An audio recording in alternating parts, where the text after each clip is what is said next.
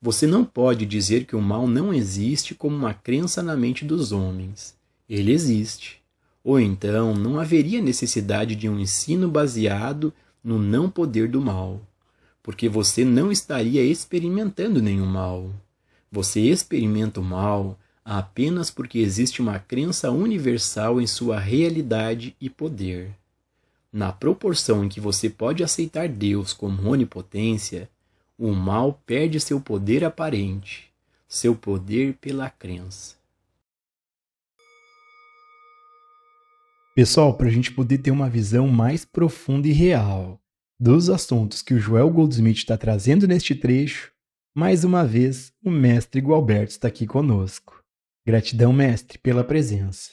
Para quem não sabe, o mestre Gualberto já teve esse assim chamado despertar da consciência, também chamado de iluminação espiritual. E hoje ele compartilha a sua visão de quem vive nesse estado desperto. Bom, mestre, neste trecho, o Joel Goldsmith comenta sobre o mal existir apenas como uma crença universal. Dentro desse assunto, o mestre pode compartilhar a sua visão sobre a mente condicionada? Ô Gilson, ou nós temos uma resposta nova, ou temos uma resposta programada. A resposta programada não é nova, é a resposta que nasce de um modelo já pré-ordenado, pré-fixado. Assim, a presença de uma resposta, se ela é condicionada, ela está presa a esse modelo de pensamento programado. Então, o que é a mente condicionada? É a mente que responde à vida, àquilo que acontece, a este momento, com base no passado. Todo o nosso modelo de consciência humana é um modelo que tem sua estrutura no conhecido e, portanto, na memória, no passado, na programação. Então, o que é a mente condicionada? É a mente que atende ao desafio do momento com a velha estrutura do conhecido. E o que é esta liberdade de lidar com o momento sem esse condicionamento? É a liberdade de atender a esse instante a partir de uma mente livre, livre de condicionamento. O que requer a presença de uma percepção de realidade em inteligência, em liberdade, em compreensão. É que todo o nosso modelo de existência humana para a pessoa, para este mim, para o eu, é o modelo desta mente condicionada, desta mente egóica. Se alguém lhe elogia, você fica feliz. Se alguém lhe critica, você fica com raiva. É assim que nós respondemos. Essa qualidade de resposta é a qualidade de resposta reativa. Ela não nasce de uma visão em clareza, em compreensão. Ela nasce de uma estrutura condicionada, de uma mente condicionada. Por que se torna fundamental investigarmos isso? Porque é a investigação de todo esse processo de condicionamento, que é a forma como respondemos a partir do passado, é a compreensão disso que nos liberta desta mente egóica, desta mente programada para o sofrimento. Nós não atentamos para o fato de que, quando estamos sofrendo, nós estamos reagindo.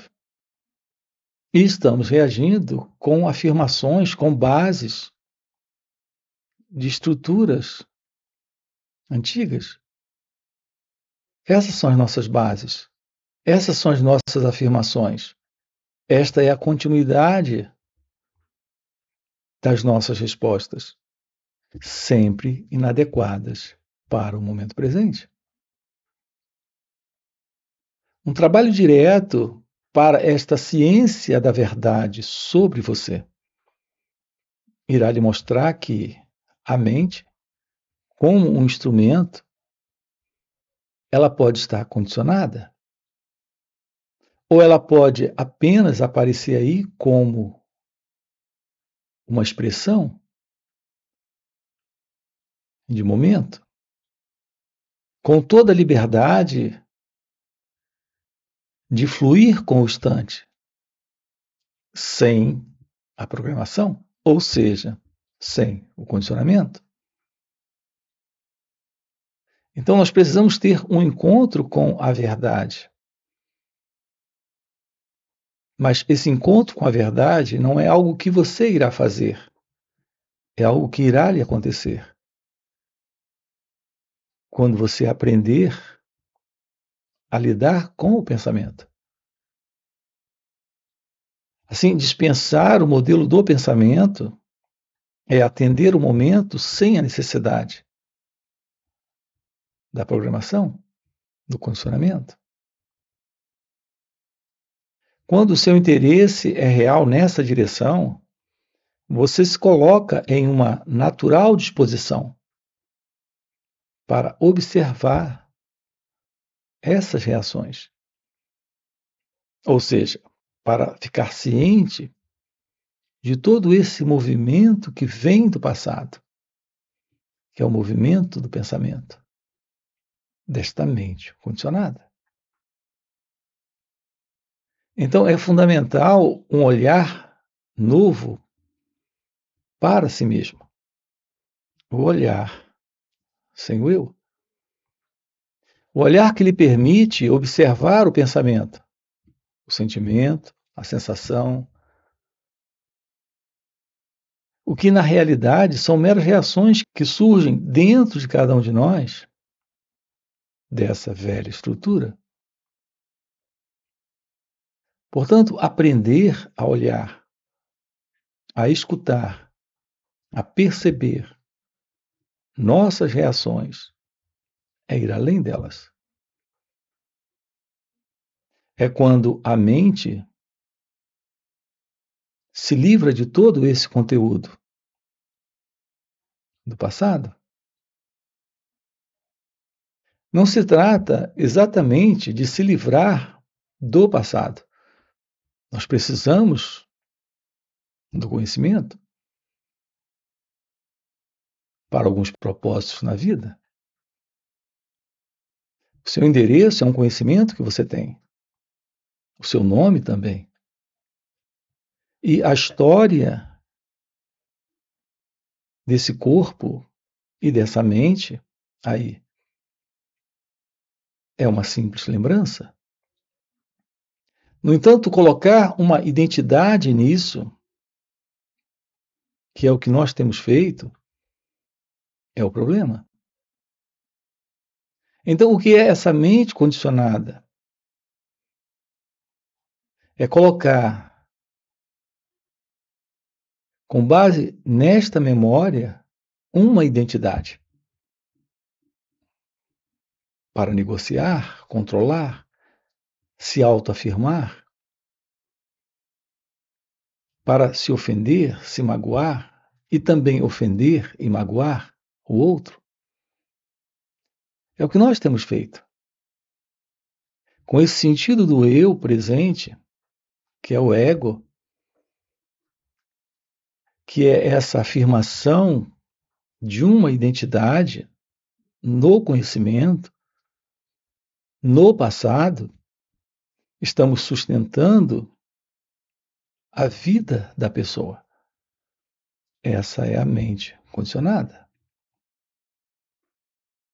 Assim, estamos constantemente reforçando esse condicionamento e acrescentando a ele novos elementos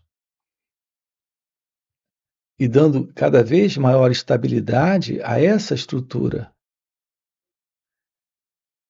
Curiosamente, estamos diante de uma estrutura falsa. É paradoxal o fato de que esse eu, esse ego, esta pessoa, não existe. E, no entanto, ela está aqui, ficando magoada, ofendida, encolerizada, deprimida. São inúmeros os problemas desta mente condicionada, dessa estrutura que é a estrutura do eu. O trabalho em direção ao florescer do seu ser, do despertar da consciência, é o trabalho para esse descondicionamento mental, para a presença de um novo sentir, perceber, interagir com o momento. Algumas vezes eu chamo isso de uma nova mente, mas não é a mente como nós conhecemos. Outras vezes eu chamo isso de real consciência, mas não é a consciência que nós conhecemos. É a sinalização de algo fora do conhecido, a realidade do seu ser, que é a realidade de Deus. Uma vida livre de conflitos, uma vida livre de sofrimento, é a única vida real, presente quando não há mais o eu, a pessoa, o ego. Nós precisamos nos aproximar da vida, na vida. Veja, não é alguém tendo uma aproximação da vida. É a presença da vida que é você, em seu ser, se aproximando da vida, em linha com a vida, em comunhão com a vida. Não há separação. Isso lhe permite olhar para ele ou ela, sem o passado dele ou dela. Em geral, estamos constantemente reforçando a ideia que fazemos do outro, acrescentando mais ideias sobre ele ou ela, em nós mesmos. Esse é o nosso modelo de vida em condicionamento psicológico, em condicionamento mental. Nós fazemos isso no que diz respeito ao outro, fazemos isso no que diz respeito a nós mesmos, o tempo todo. Durante muito tempo, durante uma vida inteira. Estamos mantendo a continuidade de alguém presente. A beleza da vida está aqui acontecendo. A realidade desse instante se mostrando. A singularidade do desconhecido se apresentando. E, no entanto, esse sentido de pessoa está aqui, insistindo nisso, nesta continuidade de olhar para o momento, sustentando uma avaliação, uma comparação, fazendo escolhas. Portanto, a insistência presente em cada um de nós é a insistência de um experimentador que olha para a vida como se ela fosse uma experiência para ele. Então, nós nos vemos constantemente experimentando, pensando, sentindo, agindo, falando, gostando, não gostando, querendo, não querendo, fazendo escolhas. Tudo isso está dentro desta ótica ou particular visão da mente condicionada. Quando você aprende a olhar para essas reações, elas sofrem uma mudança, elas se dissolvem. Então a mente se descondiciona. a mente encontra esse espaço novo que lhe permite fluir com o momento, sem alguém. Esse é o seu natural estado de ser. Aqui, expressões como meditação, ou samadhi, ou ser, consciência, felicidade, tem esse sentido. É a presença do divino, a realidade fora do conhecido, a verdade sobre Deus. E isso é você, quando não há mais essa ilusão. A presença da realização, a presença desse florescer divino, é a presença da não-mente, o que aqui também chamo de mente livre. É algo fora da mente, é algo fora do conhecido. É nisso que estamos aqui trabalhando com você. Mestre, nós temos uma pergunta de uma inscrita aqui no canal que fez o seguinte comentário. Mestre, vejo que a vida na relação é um grande desafio, cheia de altos e baixos. Como resolver os problemas nos relacionamentos? Ô Gilson, esses altos e baixos nas relações é porque não há real relação. Quando há real relação, não existem esses altos e baixos. Esses altos e baixos nas relações estão dentro deste modelo de relacionamento que nós conhecemos, que é o relacionamento entre pessoas, entre esses eus. É bem estranho usar expressões no plural, como egos, eus, pessoas. Porque a realidade é que a pessoa, o eu, o ego, é uma visão coletiva de mundo. É uma visão psicológica coletiva de estrutura social, de estrutura psicológica, de estrutura política, filosófica ou religiosa, ou de tradição de família. Porque a base desse ego, desse eu, é basicamente condicionamento. Assim, a relação entre pessoas é o conflito, a desordem e a confusão na pessoa. Enquanto houver esse sentido de pessoa presente, haverá condicionamento. E esse condicionamento é o que produz a desordem, o conflito, a confusão. Porque quando pessoas se relacionam, neste relacionamento, o que está presente é o autocentramento, o autointeresse, o isolacionismo do ego. Todo contato que temos nas relações, nesses relacionamentos entre pessoas,